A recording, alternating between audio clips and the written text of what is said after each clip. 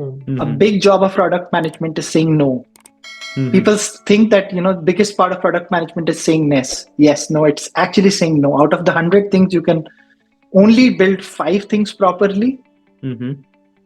So you have to say no to 95% of people. Yeah. Will people get upset? Yes. So how do you do that in the best possible way, that you do best for the product, but also you want to have a good working relationship with everyone, right? So you Mm-hmm. can't please everyone.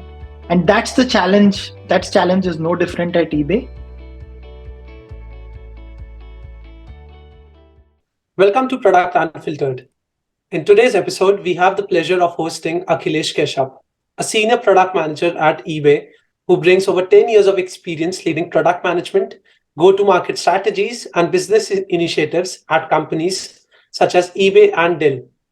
Akhilesh has successfully led several high-impact initiatives during his tenure at eBay and is known for his exceptional strategic vision and the ability to translate it into operational plans that drive business growth. His expertise lies in driving customer centric product experiences and leading cross functional teams towards a common goal. In this episode, Akhil will share his insights into the world of e commerce and the role of product management in driving growth in this dynamic industry.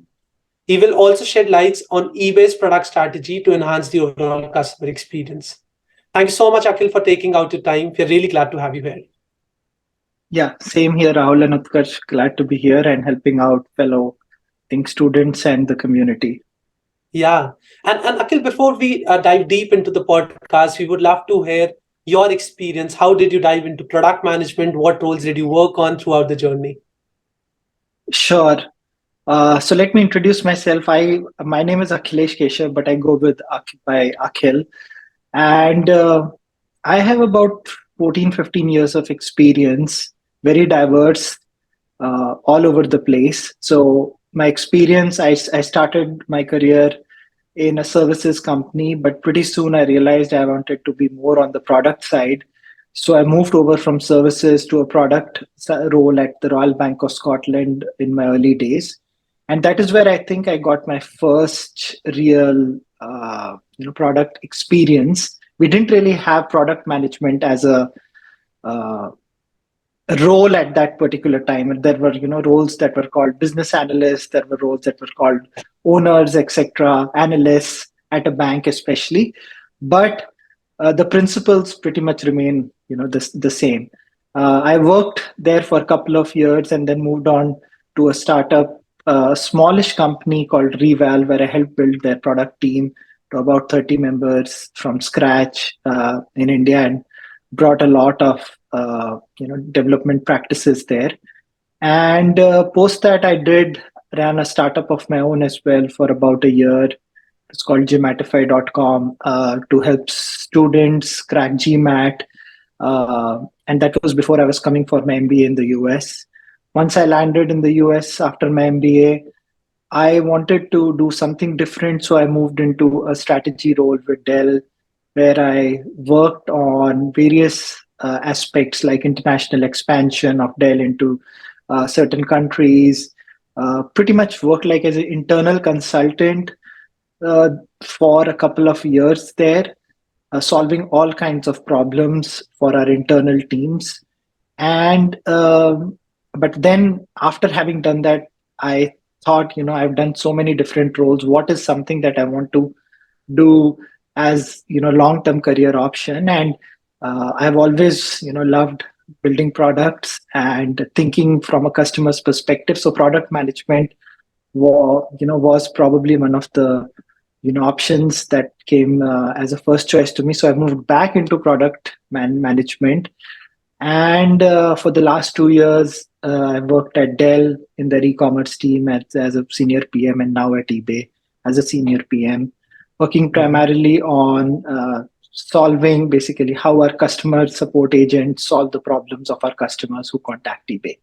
Mm-hmm. Yeah, in fact, Akhil, that's a really exciting journey, working across so many different verticals and ending as a product manager with your, aim to solve customer problems.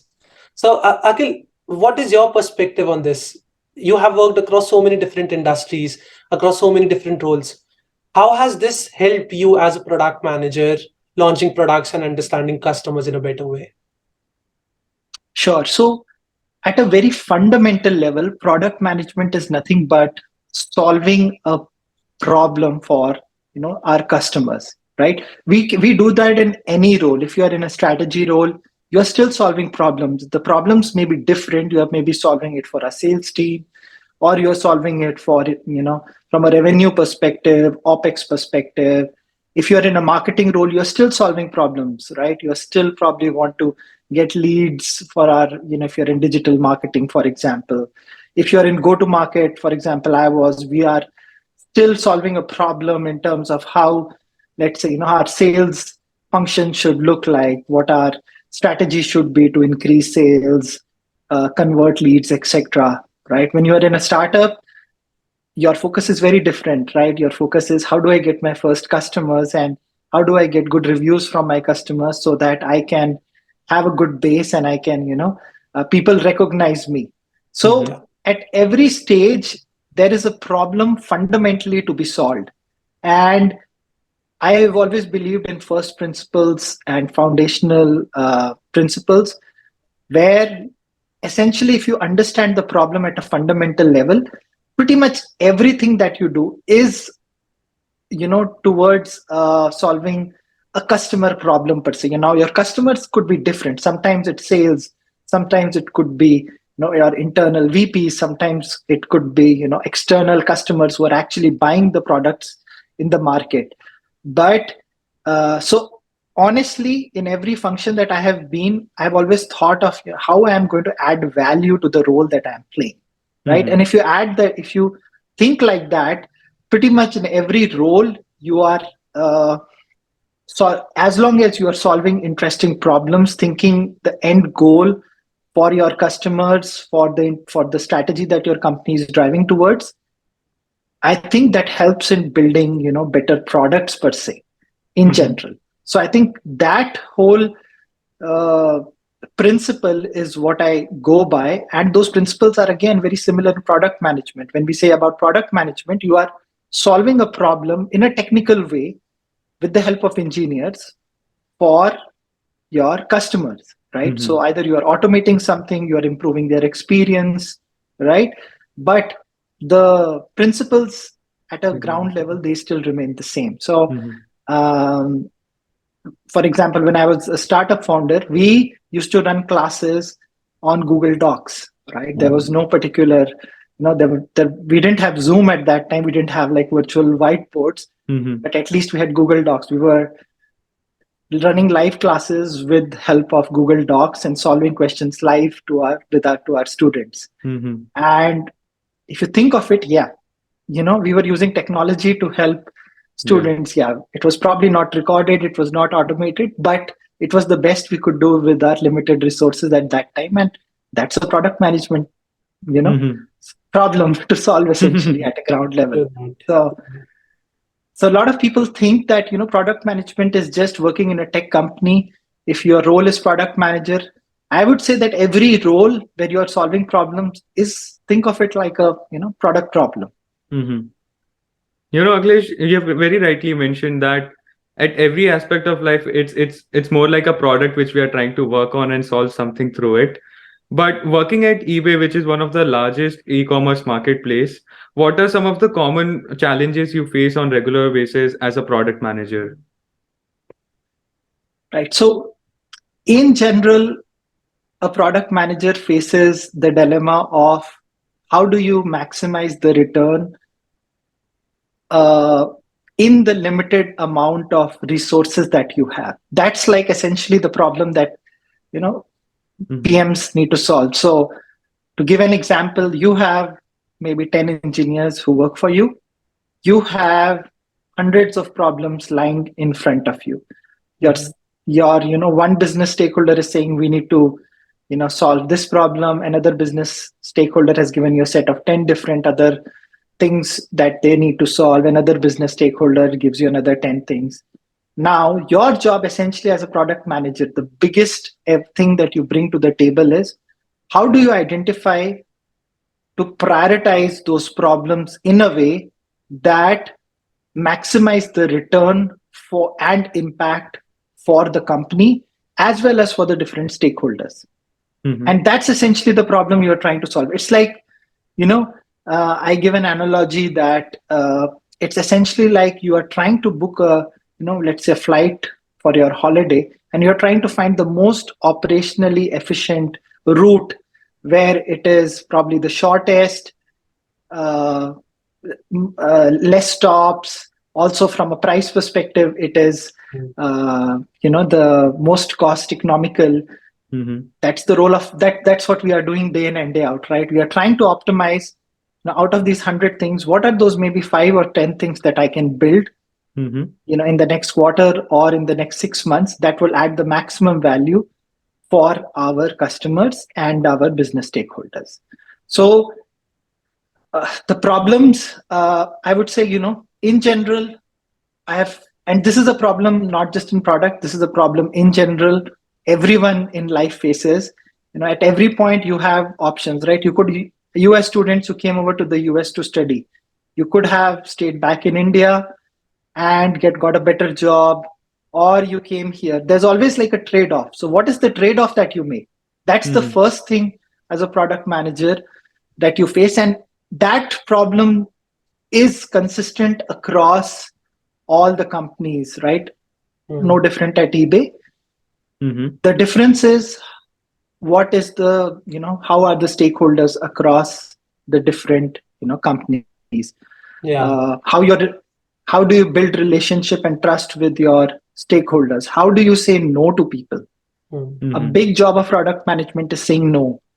Mm-hmm. People think that, biggest part of product management is saying yes. No, it's actually saying no. Out of the 100 things, you can only build 5 things properly.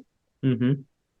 So you have to say no to 95% of people. Yeah. Will people get upset? Yes. So how do you do that in the best possible way that you do best for the product, but also you want to have a good working relationship with everyone, right? So you Mm-hmm. can't please everyone.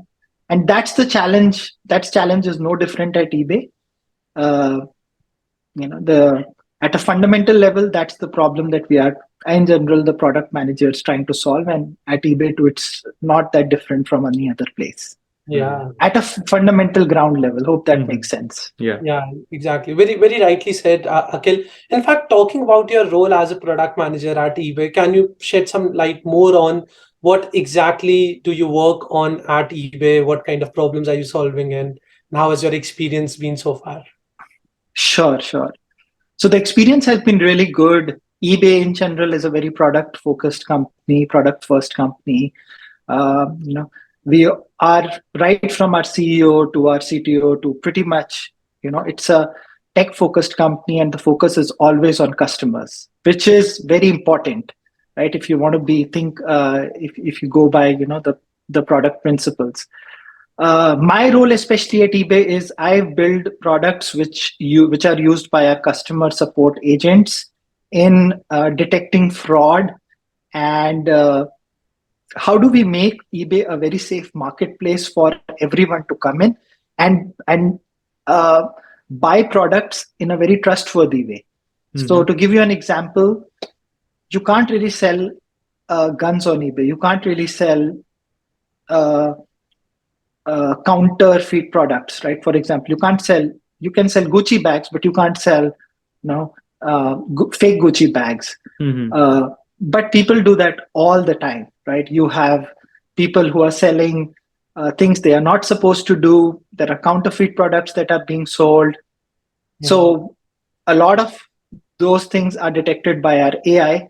But when the AI fails or the AI has a doubt, all those things have to be manually reviewed by a risk analyst at the back end, and they have to understand whether this is a genuine case or a non-genuine case, and if it's non-genuine, how do we take action against the seller who is trying to sell these products. So I particular work on that stream of work where how do we make the life of our agents at the back really easy, Yeah. where they are able to have all the data points in front of them and solve these cases in the best possible way.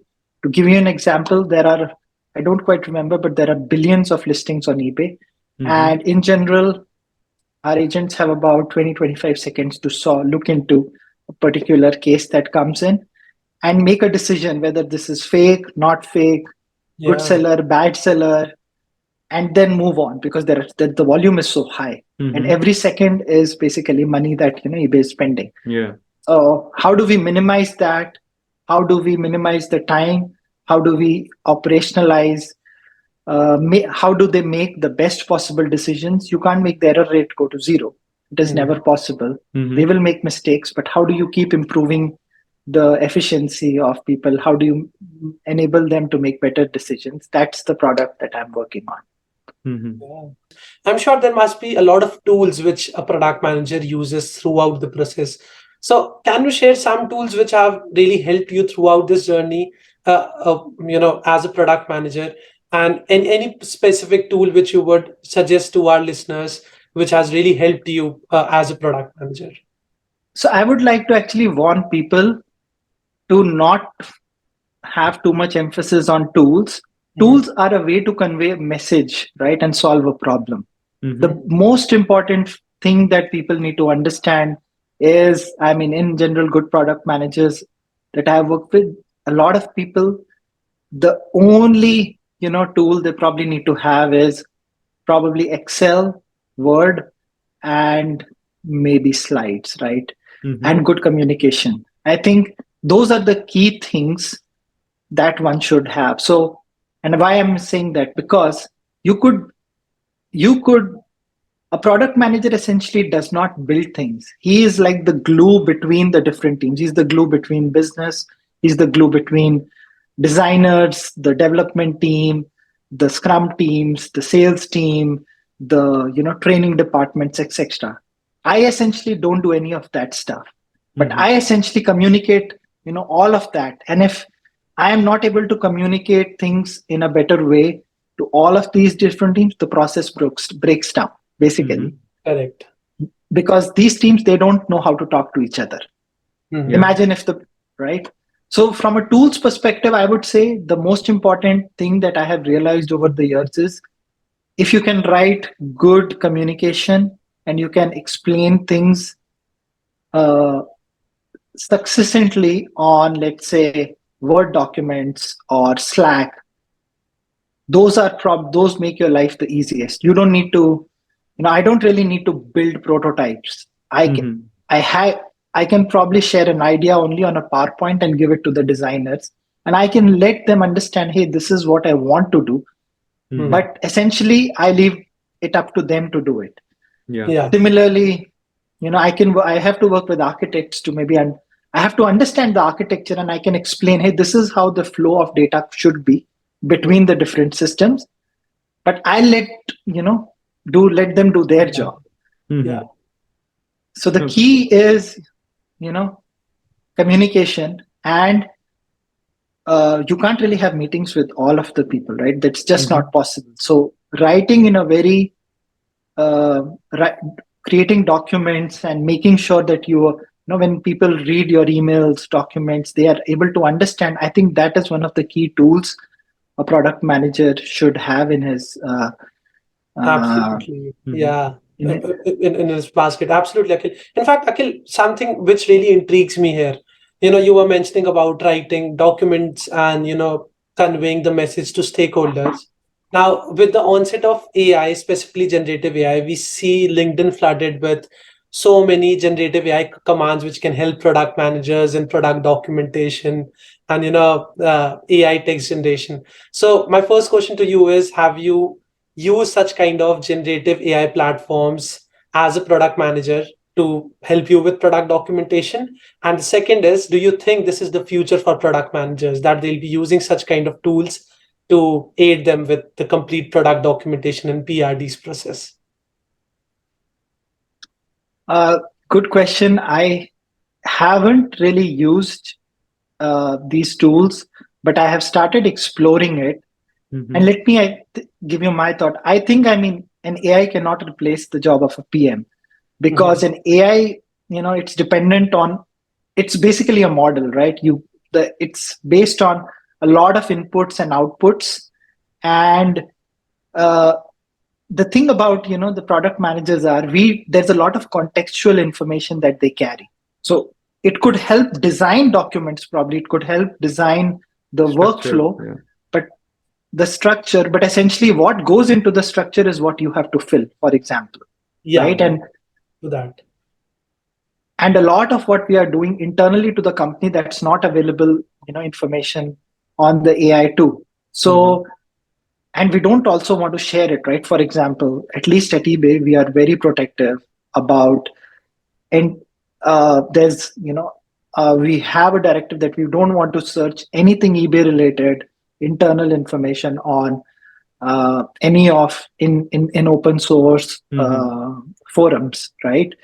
So, but as a product manager, I should know at least how to use those tools. if Yeah. i if I don't understand AI and how this is used, maybe tomorrow's my job will be taken up by someone else who knows Mm-hmm. those tools, Exactly. right, Correct. better.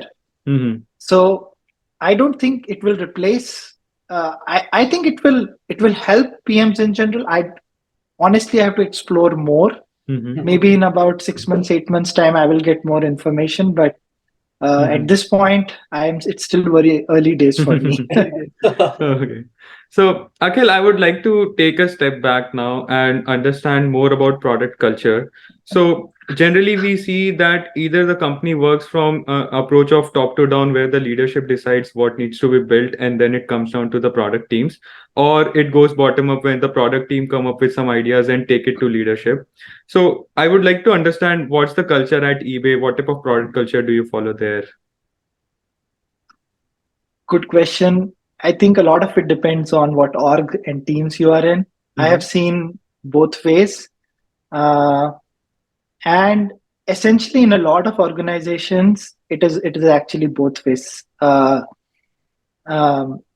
a- that's a big, I think that's a uh, as PMs, I think the product management practice in general is not really something that is set in stone. Every org has a different, even within orgs, different teams have different practices, Mm-hmm. right? So, and a PM cannot change a practice. The Yeah. practice, the culture, the practice is owned by pretty much all of the teams. Your developers, your business stakeholders, your internal teams, they all have to be aligned with understanding this culture.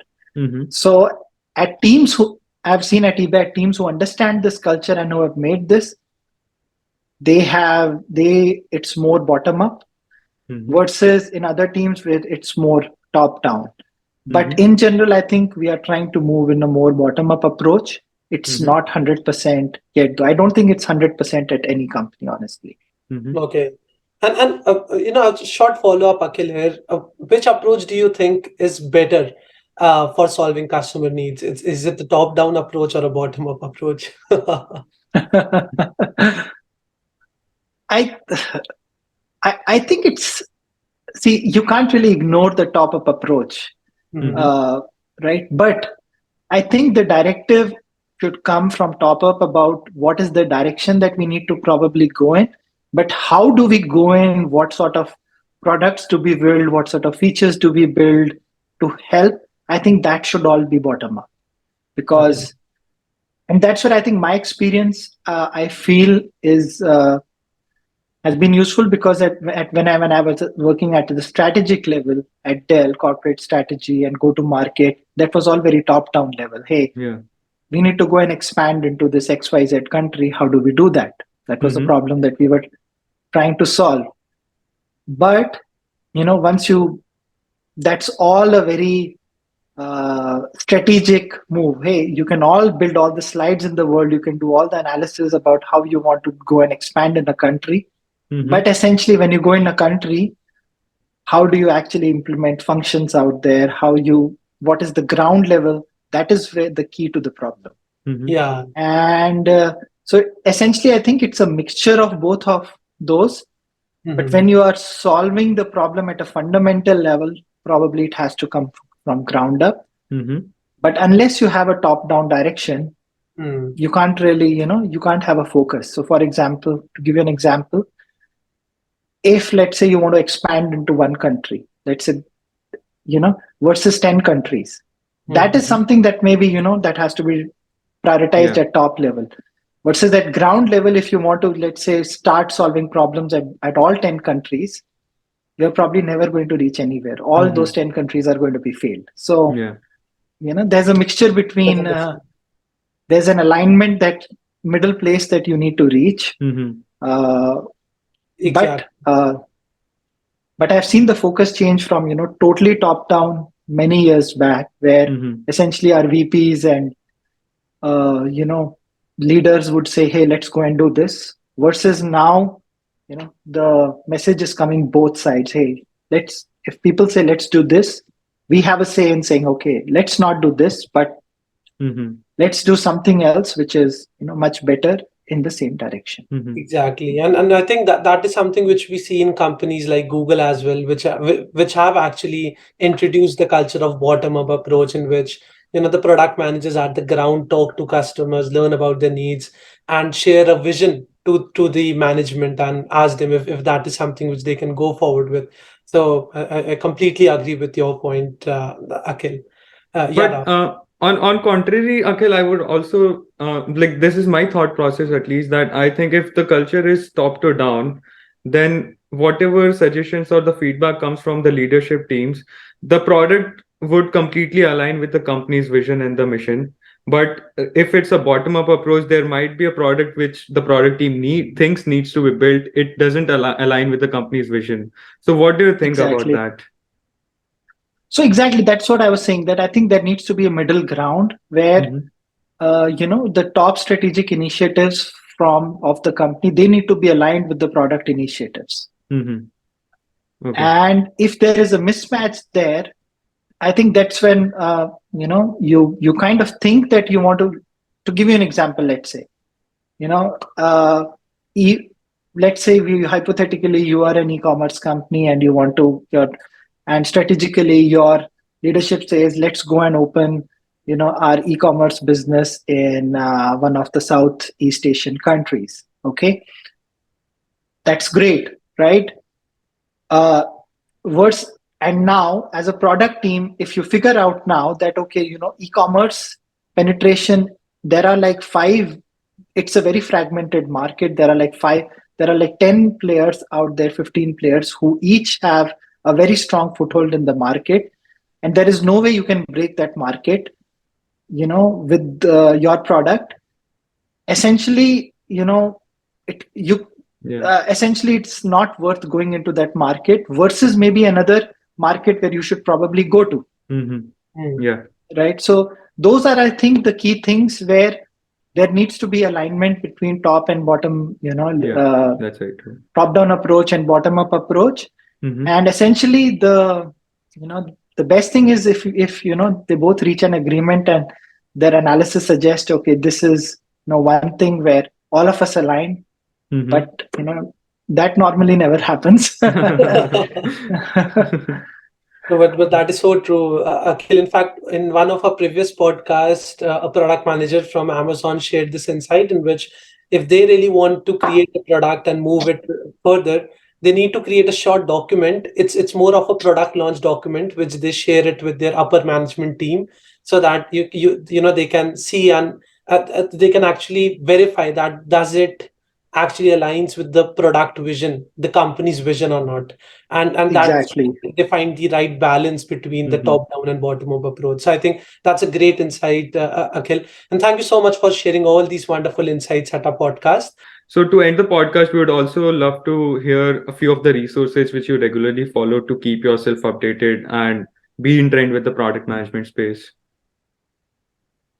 Sure. So some of the things that I really like is, uh, on I think everyone, you might have heard the name Lenny. There's a Lenny newsletter which Mm-hmm. is free.